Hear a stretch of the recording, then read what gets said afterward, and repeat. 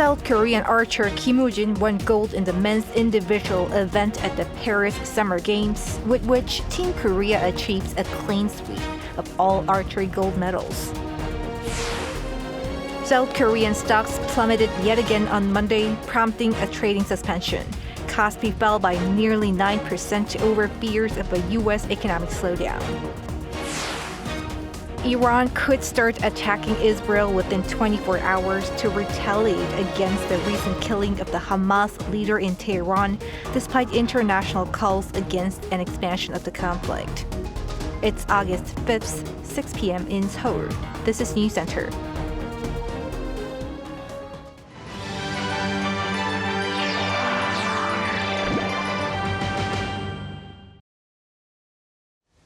Thank you for joining us. I'm Yoon Jung-min. We start with Team Korea's latest achievements at the Summer Olympics in Paris. For that, we connect to our sports editor, Paul Need. Hey, Paul, a flurry of medals over the weekend. Yes, good evening. Team Korea is now on 10 gold medals, double the original target. One gold medal won over the weekend was Kim Woo-jin's in the men's individual archery on Sunday. It came following a tight final with American Brady Ellison to win his third gold medal of the Paris Olympics. In doing so, he wrote history for Team Korea to make it a clean sweep of all 5 Olympic archery gold medals. The final went down to a shootout with Kim beating Ellison 6-5 to become the second triple gold medalist for Team Korea alongside fellow archer Im Si-hyun. Im's third gold came on Saturday following after she beat fellow South Korean Nam Soo-hyun in the final of the women's individual event 7-3. Earlier on Sunday, meanwhile, Lee Woo-seok won bronze in the men's individual event after beating Florian Unruh of Germany. The clean sweep in archery is only the second time for South Korea after claiming all 4 then available golds at Rio 2016. To women's boxing, South Korea's Im Hae-ji made history by winning bronze in the 54-kilogram category, giving Team Korea its first ever Olympic medal in women's boxing. At the North Paris Arena on Sunday, Im lost 3-2 to Hatite Akbaş of Turkey by a split decision.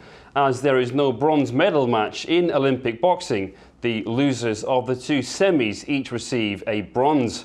Im's medal was the first in boxing for South Korea since Han Soo-chol won silver in the men's 60 kilograms category at London 2012. 25-year-old Im wants to keep going and will aim to reach the 2028 Summer Games in Los Angeles. Moving on now to some medals being won in the team events. South Korea's mixed judo team won bronze and the women's saber fencing team won silver. Winning what is the country's first Olympic medal in the mixed team event, Korea's judokas beat Germany 4-3 in the deciding match. South Korea's judo team finished the Paris Games with 2 silver and 2 bronze. In fencing, the South Korea women's saber team were ranked number 4 in the world. They lost to number 3 ranked Ukraine 45-42. In what was a close game, the South Koreans held a 40-37 lead entering the 9th and final bout, but were beaten as Ukraine's Olga Karlan outscored Korea's Jeon Ha-young 8-2 to claim the victory. And finally, South Korea has secured at least a silver medal in the women's singles badminton. An Se-young's match with Ho Bingjao got underway at 5:55 p.m. Korea time. She made it into the final by beating Gregoria Mariska Tunjung of Indonesia on Sunday 2-1 with set scores of 11-21, 21-13 and 21-16. An's medal will be South Korea's first in the singles event since 1996 when Bang Si-hyun won gold in Atlanta. That's all for now. Let's have a look at the medal table and what's up next for Team Korea.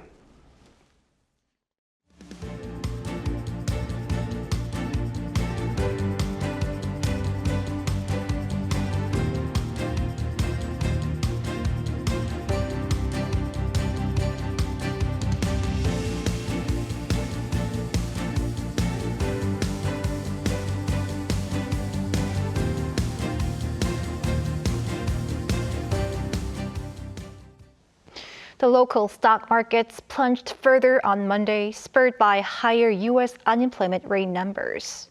The KOSPI saw its biggest drop on record, prompting a trading curve. Moon Hae-ryun has the details. A Black Monday for South Korea's stock market saw shares falling for a second straight session on Monday, as weak U.S. employment data heightened fears of a recession ahead. According to the Korea Exchange on Monday, the country's benchmark KOSPI closed at 2,441.55, down 8.77% compared to the previous trading day's close. This is the biggest drop on record, with panic selling seeing it dip below the 2,500 mark throughout the day. A sidecar trading curve was activated for 5 minutes at 11 a.m. for the first time since 2020, as the KOSPI Futures 200 dropped by more than 5%. The sidecar limit is used to mitigate volatility in stock markets and comes into play when the KOSPI 200 futures drops by more than 5% for longer than a minute. Not long after, a circuit breaker kicked in for the market to shut down trading temporarily for 20 minutes at 2:14 p.m. as it fell by more than 8%. Meanwhile, the tech-heavy Kosdaq closed at 691.28, slumping by 11.3%. The Korea Exchange also reported that the sidecar for the Kosdaq was activated at 1:05 p.m. before a circuit breaker was triggered for the market not long after at 1:56 p.m. It's the first time since March 2020 that the circuit breaker came into play for both the KOSPI and the Kosdaq. This comes as recent data show that the U.S. unemployment rate reached a near 3-year high in July, stoking fears of a slowdown in the world's largest economy. As a result, investors are dumping stocks and turning to safe haven bonds. In response to these latest developments, the finance minister commented that geopolitical uncertainties in the Middle East and concerns over a slowdown in the U.S. economy are contributing to global market volatility. He instructed the relevant authorities to maintain an around-the-clock monitoring system and work closely with related agencies in accordance with contingency plans if necessary. Moon Hae-ryun, Arirang News. And Japan's stock market was no exception. It suffered its biggest ever one-day loss on Monday amid concerns over the U.S. economy. Its benchmark Nikkei 225 stock index plunged 12.4%, or over 4,400 points, closing at some 31,458. This marks the biggest drop by points in history, as the Nikkei's previous biggest single-day rout was a plunge of 3,836 points in 1987. The market's broader topics index fell 12.2% as well, triggering a circuit breaker for index futures for the first time since March 2011.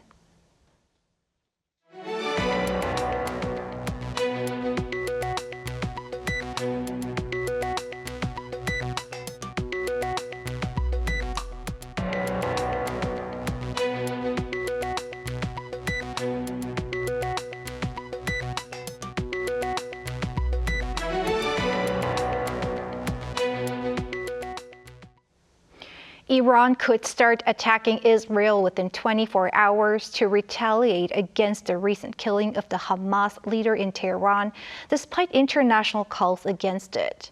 The U.S. is reinforcing its forces in the Middle East. Cha Yun-kyung tells us more. According to the U.S. online media Axios, 3 U.S. and Israeli officials said they expect Iran to attack Israel as early as Monday.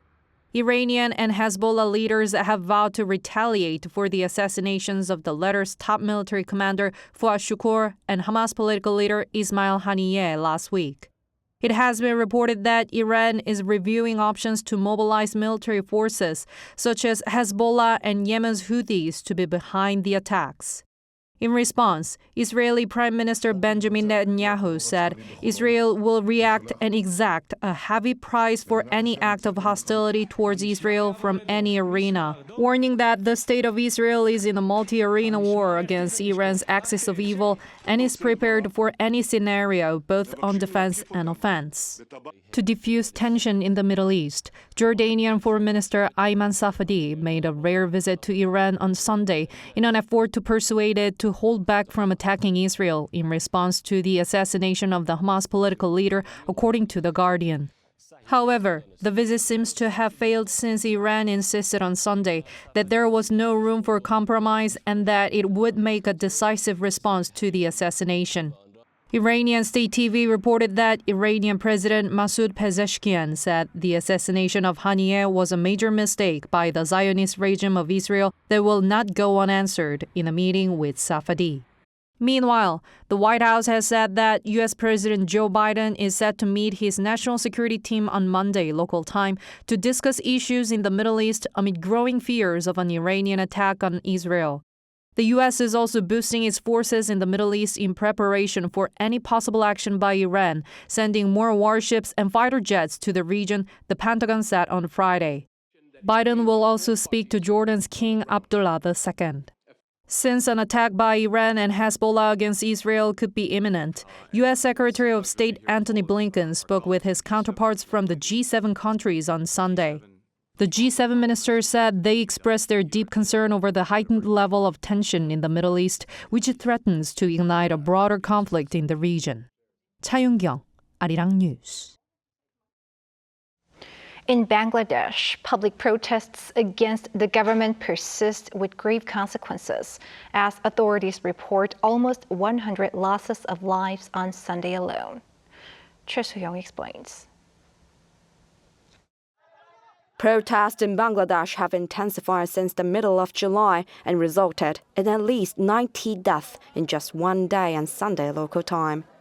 The AP news agency reported that clashes between anti-government protesters and police peaked that day with over 1,000 people injured. The recent protests began with citizens angry about a quota system that reserves 30% of public sector jobs for the descendants of those who fought in the Bangladesh Liberation War. University students have been calling the policy discriminatory. The current situation in Bangladesh and the carnage happened because of the government and its failure. You have done all killings and oppression. Nothing would have happened if you had acted in a just way and met the demand earlier. The government later proposed to reduce the quota to 5%. Students who are like our children were holding the movement. This movement came to end through the steps of the government and court. Even after, if they have anything to say and demand, our Prime Minister has said that her door is open. However, the protests spread across Bangladesh and evolved into demands for the resignation of Prime Minister Sheikh Hasina. Local media outlets reported that since last month, more than 300 individuals, including police officers, have died in the violence, with the number expected to rise as more severely injured people succumb to their injuries. They added that at least 70 private and government buildings across Bangladesh were destroyed in the protests. Choi Soo-young, Arirang News.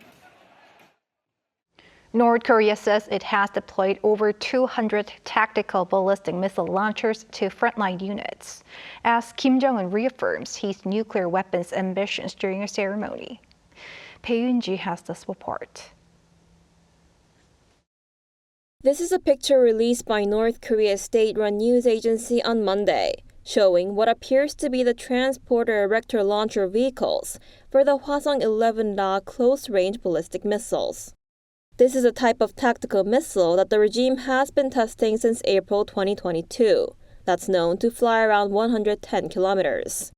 During a ceremony held in Pyongyang, the state media reported that its leader Kim Jong-un announced that some 250 of these new tactical ballistic missile launchers have been handed to frontline units. Each of the 250 new launchers can carry 4 missiles, which means when operated all at once, it could be possible to launch 1,000 missiles. Kim also said the North will soon gain an enhanced level of nuclear capabilities that can defend the regime and deter all types of nuclear threats. In a message towards the U.S., he reiterated that Pyongyang still has a choice of engaging in both dialogue and confrontation with Washington, but said the regime must be thoroughly prepared for confrontation. In response, South Korea's Joint Chiefs of Staff said in a press briefing on Monday that it's closely monitoring the situation by cooperating with the U.S. As for the weapon systems that the North has publicly reported, we need to verify its performance and operational status. Kim Jong-un's young daughter Kim Ju-ae, who is seen as her father's heir apparent, was also seen attending the latest event in Pyongyang to mark the deployment of the missile launchers, making it her first public appearance in around 3 months. 배은지, Arirang News. Back in this country, political dispute shows little signs of dialing down with repeated passing of bills by the opposition and the ruling party continuously asking the president to reject them. This time, lawmakers wrangled over a controversial pro-labor bill. Our political correspondent Shin Ha-young reports. The first day of the August extraordinary session has begun, and the standoff between the rival parties over contentious bills continues. The opposition-led National Assembly on Monday approved what's been dubbed the Yellow Envelope Bill, a revision to the Trade Union and Labor Relations Adjustment Act. It passed a bill with 177 votes in favor and 2 against amid a ruling People Power Party boycott. The vote followed a 31-hour-long debate initiated by the PPP on Friday after the main opposition Democratic Party tabled the bill. The filibuster ended automatically at midnight on Saturday with the conclusion of the July extraordinary session. The pro-labor bill aims to restrict companies from asserting claims for damages in valid union disputes. The Yellow Envelope Bill is a livelihood bill designed to fill legal gaps and improve the labor market. Ensuring the right to strike is both a constitutional duty of the country and a right of workers. The PPP plans to urge the president to exercise his veto power on 6 bills, including the one passed on Monday, as well as the 4 broadcasting bills and a cash handout bill passed last week. There are no brakes on the DP's legislative flood. We urge the president to exercise his veto power. As the August extraordinary session begins today, we call on the DP to end the political strife and focus on people's livelihoods. Since the 22nd National Assembly began, livelihood bills, including those addressing the low birth rate, have been pushed aside due to the ongoing partisan conflict. The rival parties have been blaming each other for sidelining these bills. Meanwhile, also at Monday's session, the Assembly passed a bill approving the appointment of Supreme Court Justice nominee Lee Soo-kyun, this time with the PPP's participation. Lee was earlier selected by Supreme Court Chief Justice Cho Hee-dae to replace one of the 3 outgoing justices at the top court. However, Lee's confirmation hearing was delayed after it was revealed that her daughter made a 63-fold profit by selling shares but with her father's money, giving this back to her father. Shin Ha-young, Arirang News. Record-setting heat waves gripped the country this past weekend, and at least 5 people are suspected to have lost their lives to heat-related repercussions. Kim Jong-sil with the details. The weather authorities have issued a heat wave warning in almost all parts of the country as extreme heat sweeps the nation. Yeoju City in Gyeonggi-do Province to the southeast of Seoul reached 40 degrees Celsius on Sunday for the first time since 2018, often referred to as the hottest summer in history. Experts say the intense heat is due to high-pressure systems covering the Korean peninsula.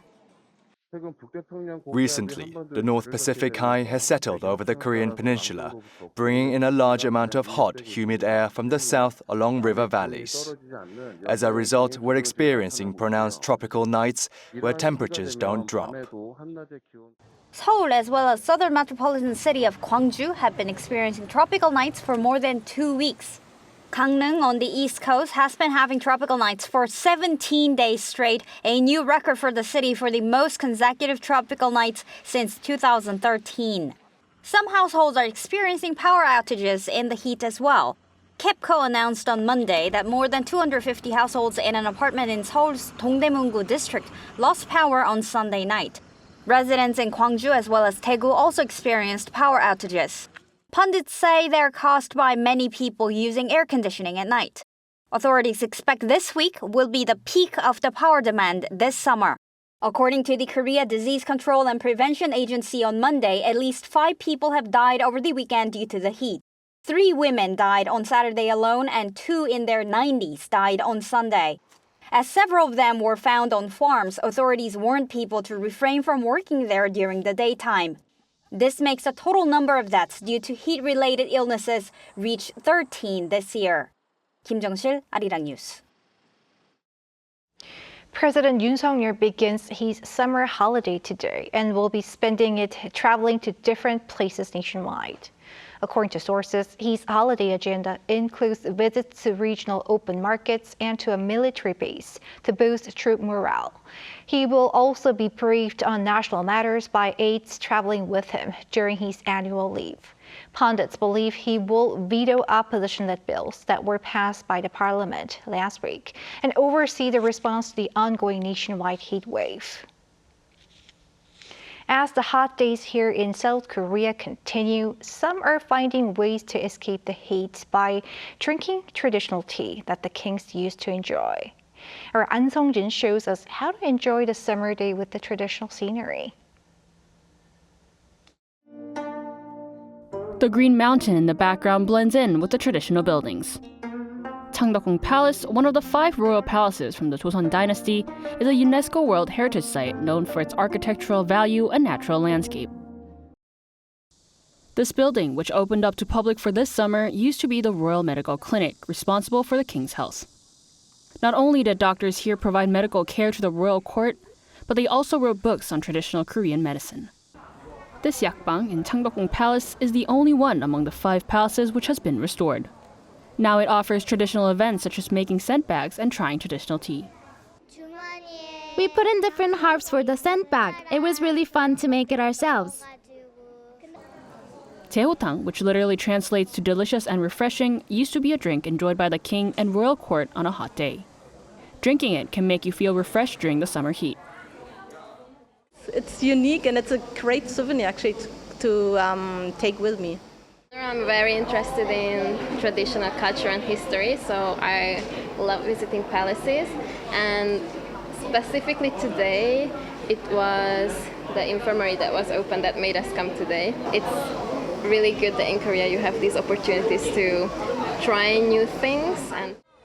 On one side, an exhibition gives a glimpse of a daily life at the yakbang with medicinal herb-making tools such as bowls and clothing displayed. This area will be open to the public till August 18th from Wednesdays to Sundays. An Song-jin, Arirang News.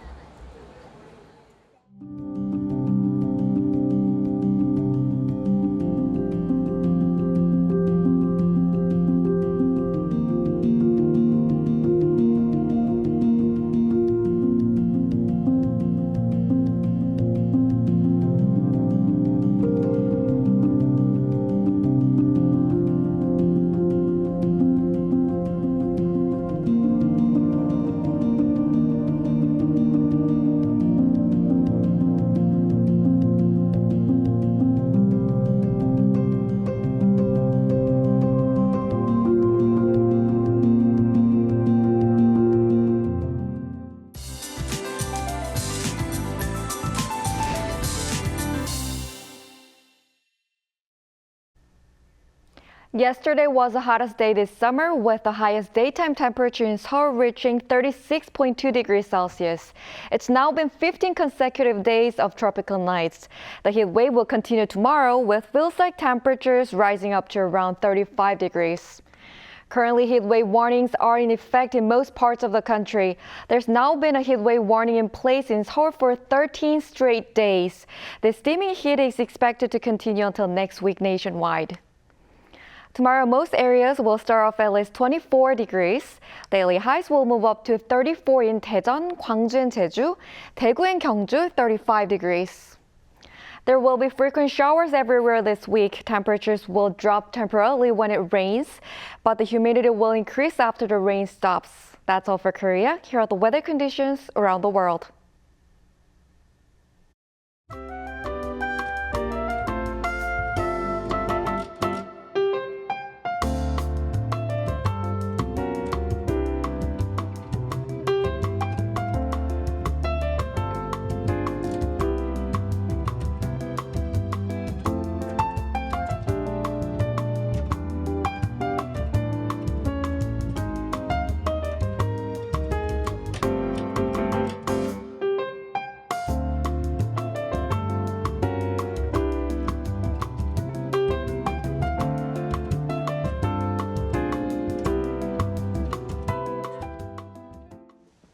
And that is Newscenter for tonight. Thanks for watching. A panel session up next.